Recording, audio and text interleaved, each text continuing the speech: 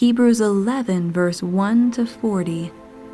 Now faith is confidence in what we hope for and assurance about what we do not see. This is what the ancients were commended for. By faith, we understand that the universe was formed at God's command, so that what is seen was not made out of what was visible.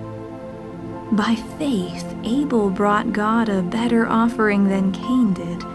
By faith, he was commended as righteous when God spoke well of his offerings. And by faith, Abel still speaks even though he is dead. By faith, Enoch was taken from this life so that he did not experience death. He could not be found because God had taken him away. For before he was taken, he was commended as one who pleased God. And without faith, it is impossible to please God, because anyone who comes to him must believe that he exists and that he rewards those who earnestly seek him. By faith, Noah, when warned about things not yet seen, in holy fear, built an ark to save his family. By his faith, he condemned the world and became heir of the righteousness that is in keeping with faith. By faith, Abraham, when called to go to a place he would later receive as his inheritance, obeyed and went, even though he did not know where he was going.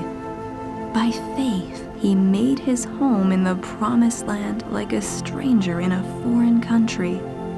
He lived in tents, as did Isaac and Jacob, who were heirs with him of the same promise. For he was looking forward to the city with foundations, whose architect and builder is God. And by faith, even Sarah, who was past childbearing age, was enabled to bear children because she considered him faithful who had made the promise. And so, from this one man, and he as good as dead, came descendants as numerous as the stars in the sky, and as countless as the sand on the seashore. All these people were still living by faith when they died. They did not receive the things promised. They only saw them and welcomed them from a distance, admitting that they were foreigners and strangers on earth. People who say such things show that they're looking for a country of their own. If they had been thinking of the country they had left, they would have had opportunity to return.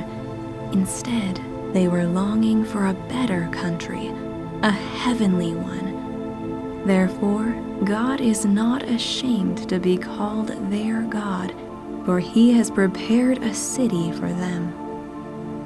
By faith, Abraham, when God tested him, offered Isaac as a sacrifice. He who had embraced the promises was about to sacrifice his one and only son, even though God had said to him, "It is through Isaac that your offspring will be reckoned." Abraham reasoned that God could even raise the dead, and so, in a manner of speaking, he did receive Isaac back from death. By faith, Isaac blessed Jacob and Esau in regard to their future.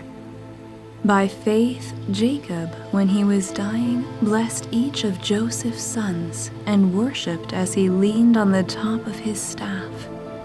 By faith, Joseph, when his end was near, spoke about the exodus of the Israelites from Egypt and gave instructions concerning the burial of his bones. By faith, Moses' parents hid him for 3 months after he was born, because they saw he was no ordinary child, and they were not afraid of the king's edict. By faith, Moses, when he had grown up, refused to be known as the son of Pharaoh's daughter. He chose to be mistreated along with the people of God, rather than to enjoy the fleeting pleasures of sin. He regarded disgrace for the sake of Christ as of greater value than the treasures of Egypt, because he was looking ahead to his reward. By faith he left Egypt, not fearing the king's anger.